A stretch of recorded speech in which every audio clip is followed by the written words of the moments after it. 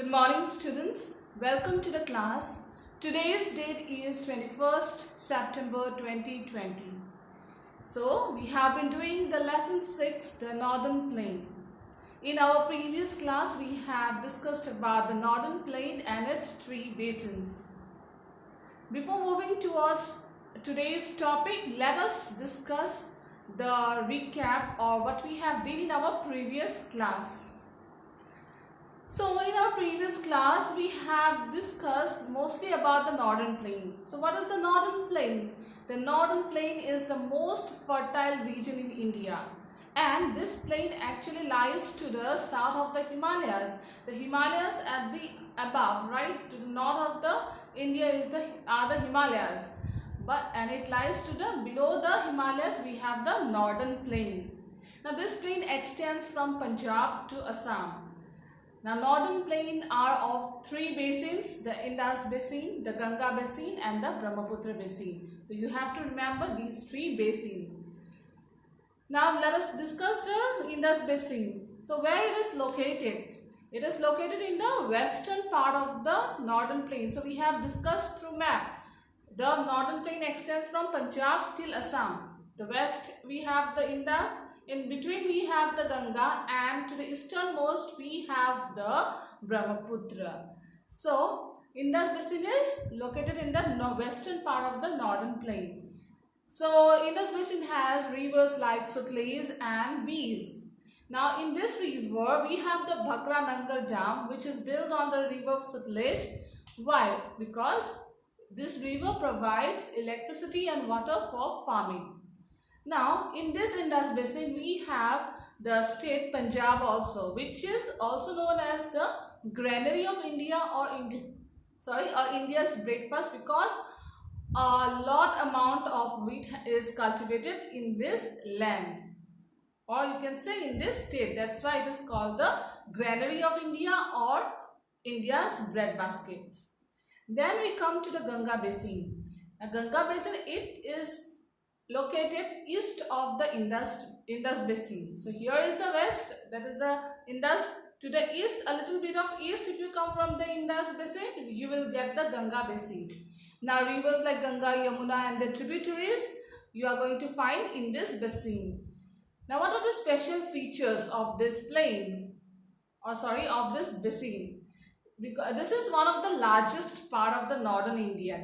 Actually the Ganga Basin is, out of the three, it is one of the largest part. It covers largest part of the northern plain, and as it covers the largest part, that means most people are settled in this region. That is, it is most densely populated area in India, and this basin has many historical, religion and industrial towns and cities.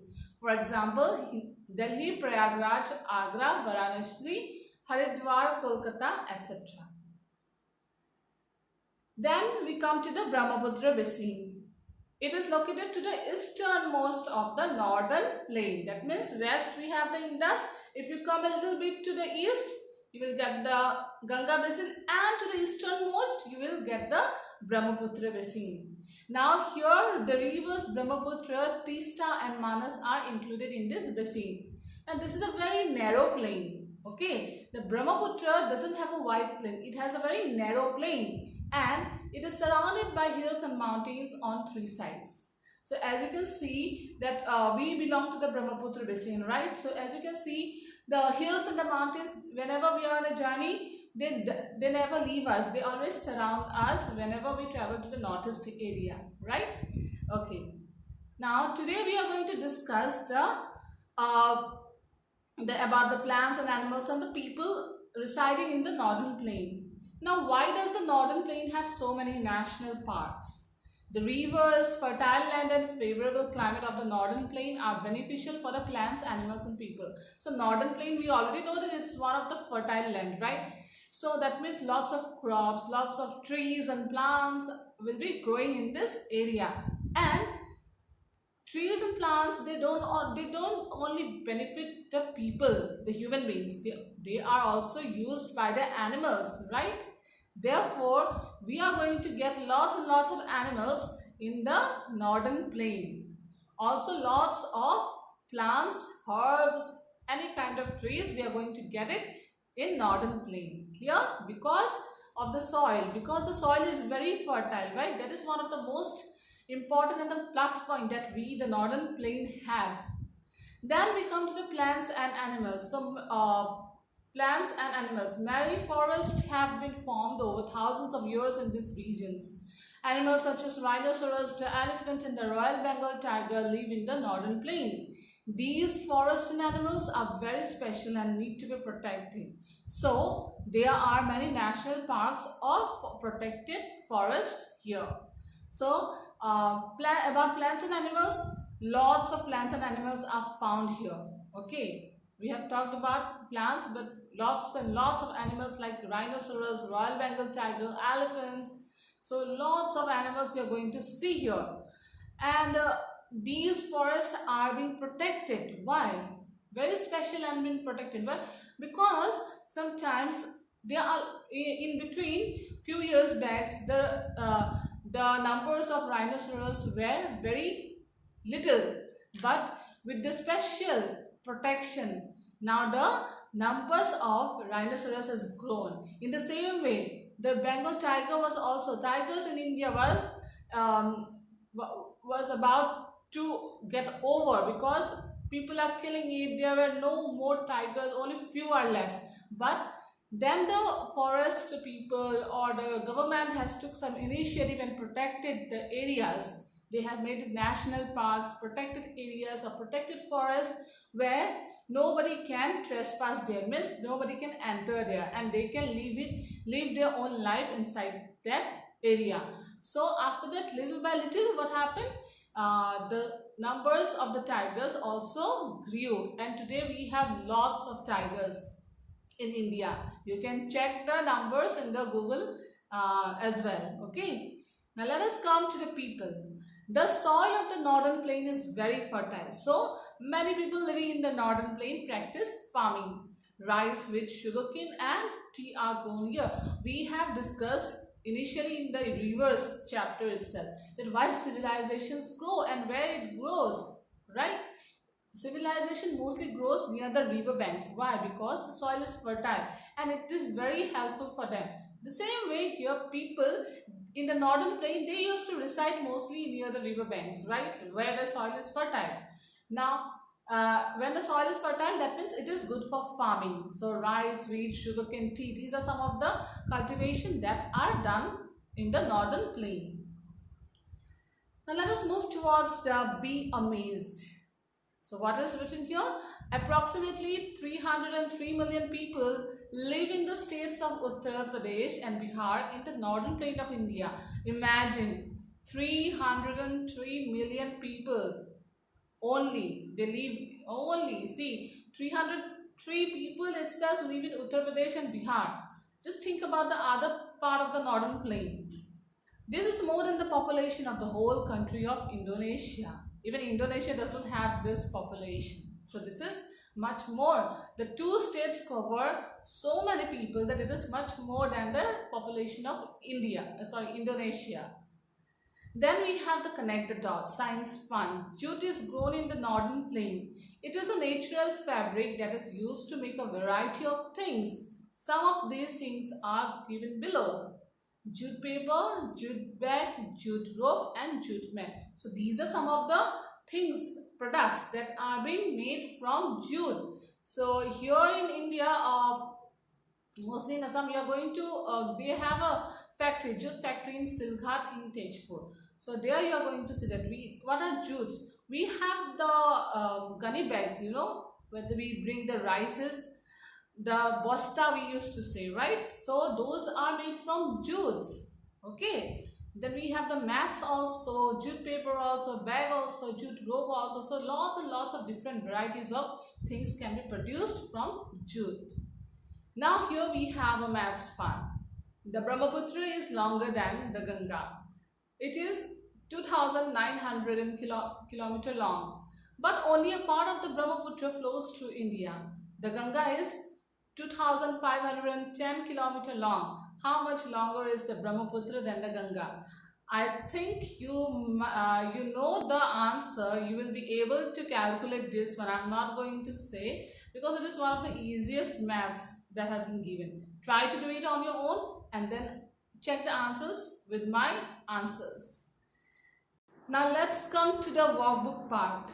So the first question from question number 14. Mehroom went to her grandparents' home in Bihar. She visited a place where the Son and Kashi rivers join a bigger river. Based on this information, answer the following questions.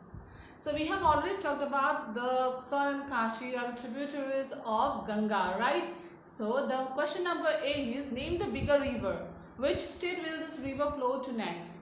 So you have to check the map as well, okay? So we know that Son and Kashi are the tributaries of the Ganga. So the bigger river is none other than it's Ganga. And it will, now she is in Bihar, right? So it will, near Bihar is, we have the West Bengal. So it will flow next to the West Bengal. Then we have number B. If she goes to the north of this river basin, name any two cities she might visit. So it's your choice, you can write any cities, but I am giving you the Agra and Prayagraj, okay. Then number C, what type of landform does the bigger river form at its mouth? So we have talked a lot about the mouth and the landform that it forms at its mouth. It is the triangular shape it's a triangular shape and the name is delta. Okay, let's move towards the next one. Which of these animals is not found in the northern plain? We have tiger, elephant, rhinoceros, and this is it's a kind of I don't know, it's a mountain cats, I guess. So we don't have the mountain cats in northern plain. So the answer will be D. Then we have number 16, question number 16. What kind of walk is shown in the picture? Walking in the rice field. Do you think the rice crops are so much in height than us? No, right? Fishing? No. Walking on a jute plantation or hunting? It's walking on a jute plantation because jute trees are they are much their height is much than it is much than us, okay. So you have, if you go to a jute cultivation or jute plantation, you are going to see that you will be hiding under those plantations because they are much longer and taller. Now let's come to question number 17. Mr. Jain was donating money to save the tigers of the Gorumara National Park. Rashi asked him, why do we need to protect animals in national parks when we can see them in zoos? Can you help Mr. Jain explain? So Rashi was donating money, okay, because the Save Tigers thing is going on and they are asking for donation. So she was donating the money and then, Mr. Jain was donating money. So Rashi asked him that why should we donate money to protect the animals in national parks? Because we can already see them in zoos, right? So what Mr. Jain is going to explain it to her, because see, I have already discussed that the numbers of tigers is decreasing. They are decreasing, right? Due to hunting, and to protect them, so this national parks are actually protected. In zoos, if you see, we can see only 1 or 2 or 3, more than 3, okay, not more than 3 or 4 tigers in a zoo. So it is not possible for the people of the zoo or the government to keep them inside the zoo, okay, with a huge number. So they need their natural habitat to make themselves comfortable. They need their natural habitat. So these national parks are being they have been sanctioned and they are being protected. So government has already, we have for example, we have the Kaziranga National Park, Zim Corbin National. So these are protected areas. People cannot, they need some,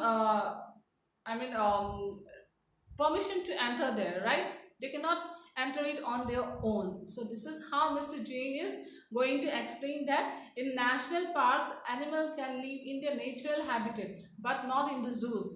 And we need, and to increase the number of tigers, it is very much required that we need to protect these animals in the national park itself, not in zoos. Then let us come to the question number 18. A farmer cultivates wheat and rice. Which region in India would be the most suitable for growing these crops? Why? Obviously the region is the northern plain. Why? Because our land is the whole northern plain is very fertile, and water is also available in plenty, right?